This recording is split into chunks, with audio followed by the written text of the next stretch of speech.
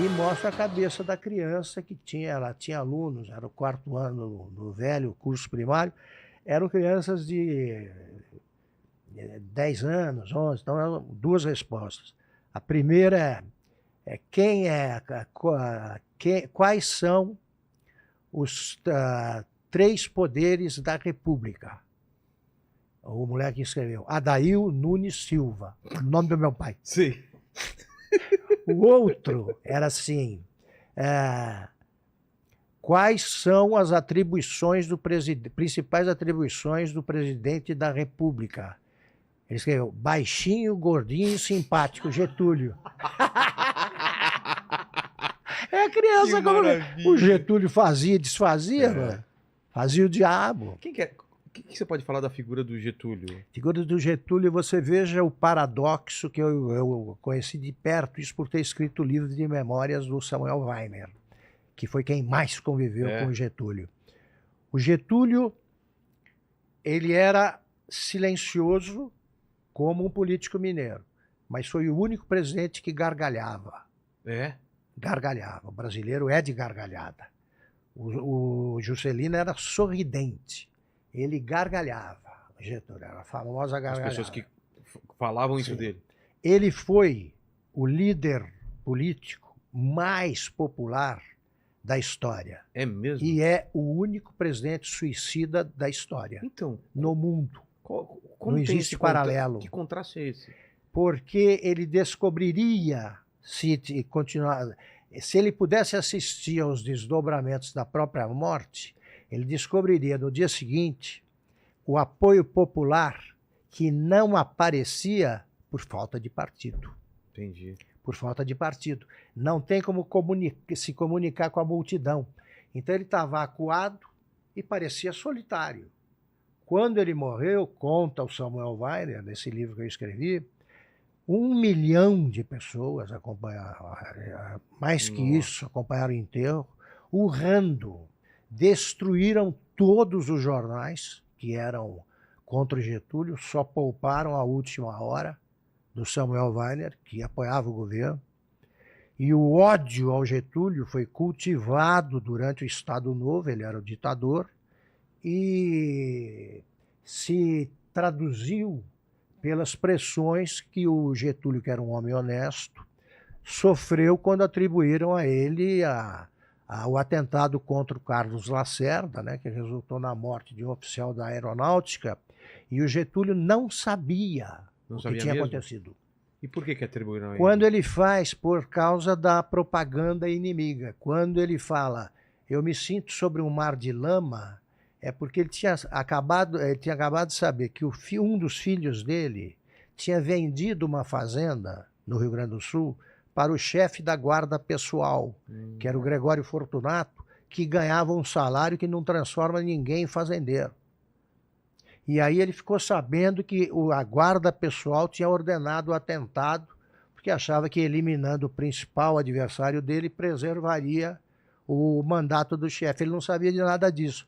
Então eles falaram, sinto-me no mar de lama por causa disso. Sobre isso. Ele era um homem, e isso não é discutido, não é rejeitado nem pela oposição, absolutamente honesto. A moeda dele era o poder. O poder que ele gostava. Ele não era um homem corrupto. Não, nem um pouco. Como ele chega no poder? Ele chega ao poder, é um caso muito interessante porque um dos contemporâneos do Getúlio, Oswaldo Aranha, esse cara nasceu, como vários outros da mesma geração, para presidente da República. É o cara que presidia a Assembleia da ONU quando nasceu o Estado de Israel. Exato.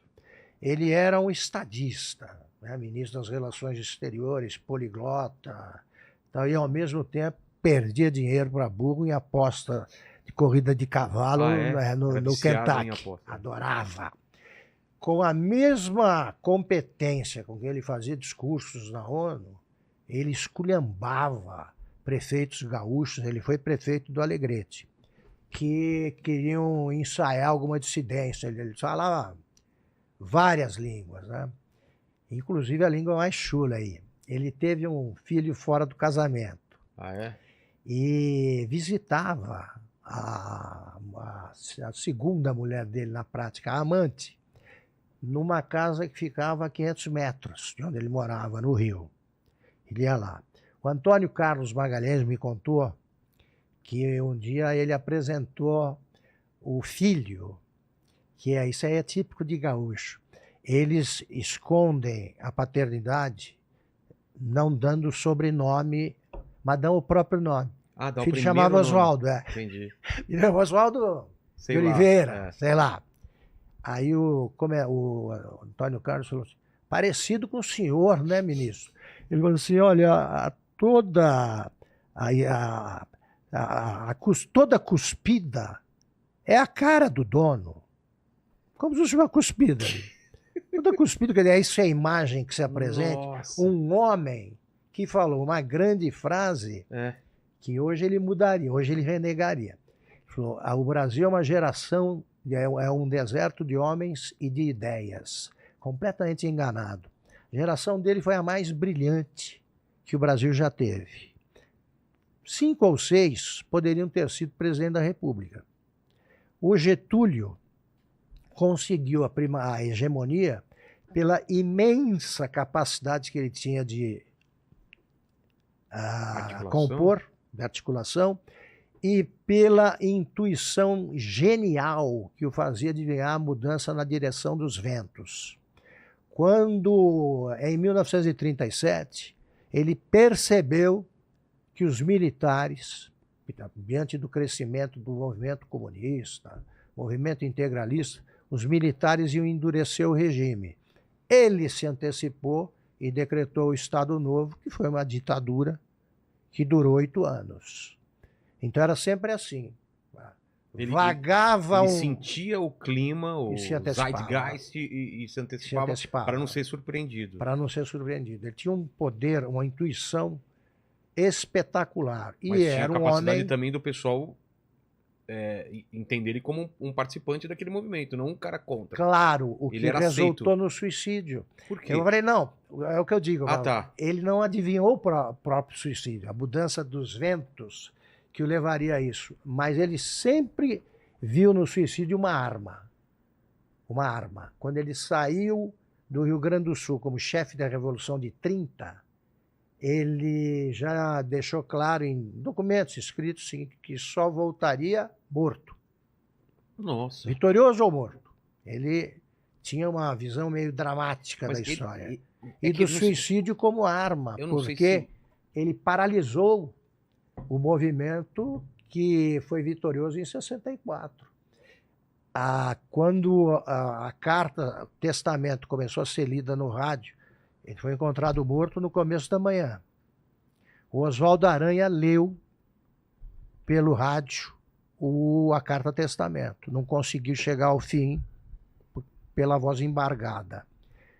Então, pegaram um locutor, pai do humorista chamado Antônio Silvino, que imitava o Getúlio perfeitamente, a voz. E ele lia, como se fosse o Getúlio, a carta testamento. Tá? E deixa a vida para entrar na história. Aí começou aquela emoção que, quando chegou ao apartamento em que festejavam a licença do Getúlio, que seria a renúncia, ele se matou. O Afonso Arinos, um homem muito inteligente, que era contrário ao Getúlio, disse: ele acabou com a nossa festa. E os líderes do movimento contra o Getúlio ficaram escondidos 4 dias. Senão o povo ia... O povo era capaz de trucidar todos eles. Então você tem essas contradições fascinantes. E por que ele era tão popular? Porque ele entendeu que era a hora de se preocupar com o movimento, com o aparecimento do operariado, dos trabalhadores, e ele deu leis que na época eram tão avançadas que duram até hoje. Duram até hoje. CLT, coisa daquela época. Ele, por exemplo, fazia comícios no estádio do Vasco, São Januário, sempre no 1º de maio, anunciando uma medida. Uma das medidas que ele anunciou foi o a criação do salário mínimo. Que não existia antes. Não existia. Ele começava com aquela frase, trabalhadores do Brasil, sotaque gaúcho, Sim. que o Alckmin repetiu outro dia. Eu falei, essa do Alckmin... Ah, não. Trabalhadores do Brasil. Quando eu ouvi o paulista de Itapetininga, não é Itapetininga, desculpe, é a cidade do Pindamonhangaba, Alckmin falando do lado do Lula, trabalhadores do Brasil. Eu lembrei de uma história que meu pai contava, que na eleição meu pai frequentava o que havia de igreja, até capelinha de beira de estrada. Ia também a um terreiro, em Taquaritinga, terreiro de Umbanda, que ele voltava comentando o seguinte, é o pior do Brasil, pô.